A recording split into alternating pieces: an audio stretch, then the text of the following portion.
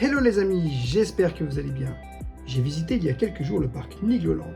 La politique du parc interdisant de filmer dans toutes les attractions, même les plus petites, j'ai décidé de vous faire un petit vlog en voix off pour vous présenter le parc et vous parler un peu de ma journée et de mon ressenti. C'est parti, générique!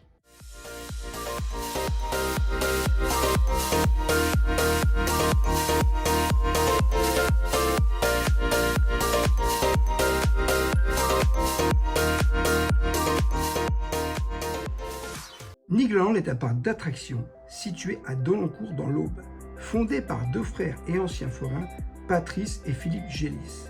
Il ouvre ses portes le 1er juin 1987. Le nom du parc vient de celui de sa mascotte, Niglo, qui signifie hérisson en langue romanie. Le parc est divisé en 4 zones thématiques: le village canadien, le village rock'n'roll, le village merveilleux et le village suisse. Nigloland, c'est 43 attractions et spectacles pour petits et grands, ainsi que 8 restaurants à thème. Après cette rapide présentation, je vais tout d'abord vous parler des 3 attractions qui m'ont le plus impressionné, ce que je peux qualifier comme attraction star du parc. Tout d'abord, le désormais mythique Krampus Expedition, le grand 8 aquatique unique en France, car c'est tout bonnement un mix entre un coaster et une attraction aquatique type bûche. C'est aussi la plus haute attraction de Nigloland avec une hauteur de 28 mètres. Le tour dure 4 minutes et l'accélération peut atteindre 3,5 G. J'adore la thématisation qu'on retrouve d'ailleurs beaucoup dans la file d'attente et qui rend hommage à une légende oubliée des Alpes. Les visiteurs partent à la recherche du Krampus, un monstre rocailleux et sauvage. Ils montent à bord des embarcations, dévalent des pentes à grande vitesse avant de plonger dans une grotte après une chute vertigineuse pour se splatcher dans les cascades géantes. C'est visuellement magnifique, j'adore. C'est la dernière nouveauté du parc. Alpina Blitz, c'est le méga coaster de référence que je ne ferai jamais car il est incroyable et vous le savez depuis le temps. Moi, je suis pas trop sensation forte, c'est PLS puissance 10 000 pour moi. Normal, ce coaster de dingue propose une chute vertigineuse de 33 mètres, une vitesse qui propulse à plus de 100 km/h, une accélération impressionnante de 4 Giga 3, une sensation d'apesanteur incroyable avec 9 airtime, des virages renversants et des figures extrêmes. Sensations, frictions et émotions garanties qui plairont forcément aux amateurs de coaster que je ne suis pas. Par contre, Madame Rêveuse a adoré.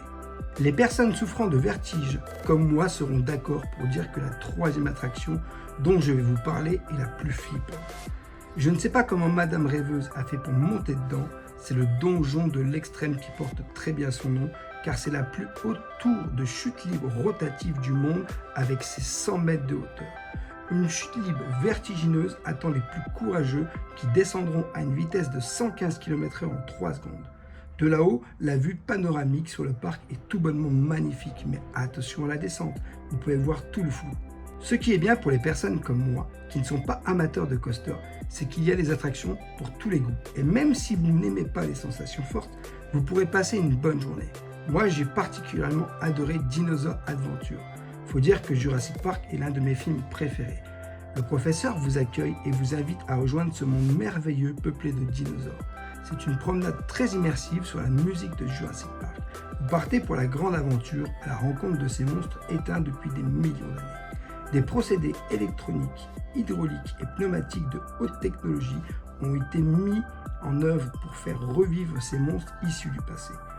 Vous y découvrirez et observerez des brontosaures, des stégosaures et le fameux Triceratops.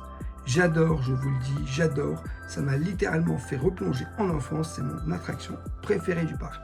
Autre attraction qui m'a aussi beaucoup plu, c'est l'Africa Cruise, anciennement Jungle Cruise.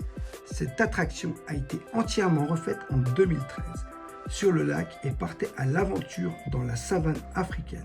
Au milieu de la forêt, vous pourrez observer de nombreux animaux automates. Certains sont fort sympathiques, zèbres, rhinocéros, flamants roses, girafes, singes.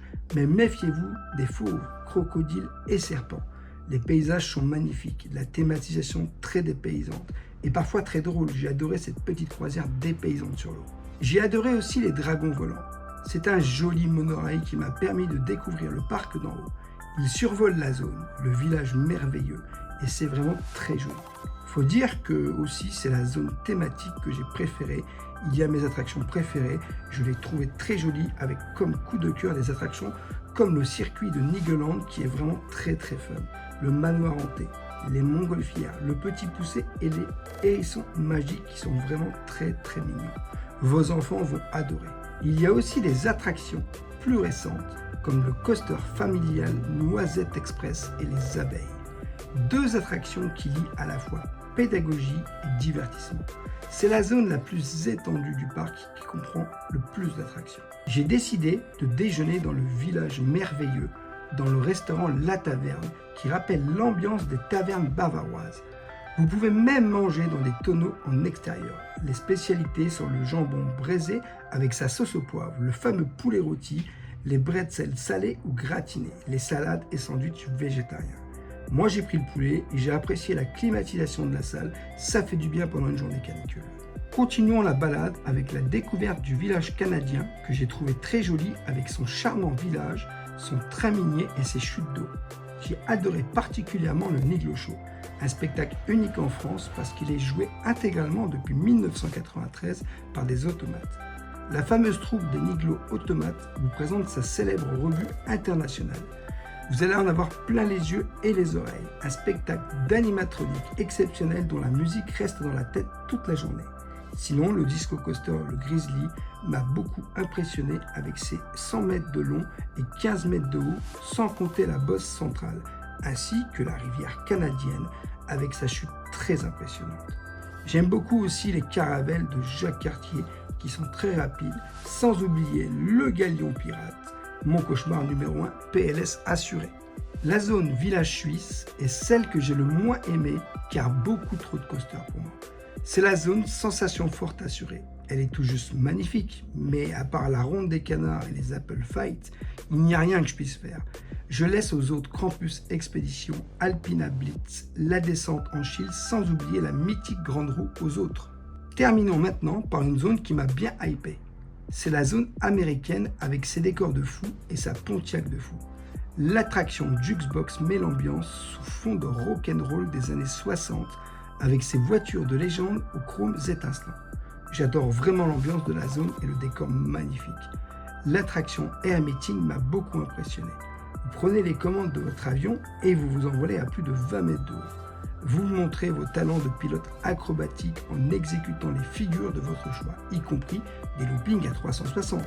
Moi, ce que j'aime particulièrement adorer, c'est Hollywood Boulevard. Non seulement c'était hyper bien climatisé, ce que j'ai particulièrement apprécié avec les 36 degrés qu'il faisait dehors, mais j'ai littéralement eu un coup de cœur pour le décor. On retrouve plein d'icônes de l'Amérique dans un building type des années 50. Il y a des détails partout dans tous les recoins. J'adore. Vous vous laissez tenter par l'univers de jeu.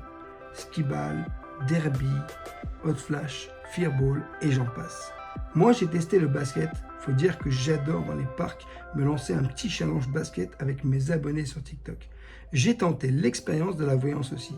Cette zone, c'est un vrai rêve américain. Voilà les amis, j'ai passé une bonne journée sur ce parc. J'espère que cette vidéo vous aura permis de le découvrir. Je vous fais des gros bisous. On se dit à très vite. N'oubliez pas également de me suivre sur Twitch, Instagram et TikTok, Rêveur de Magie sur tous les réseaux. Et si le cœur vous en dit, n'hésitez pas à appuyer sur le petit bouton pour activer la cloche. Bisous à tous, à bientôt pour de nouvelles aventures.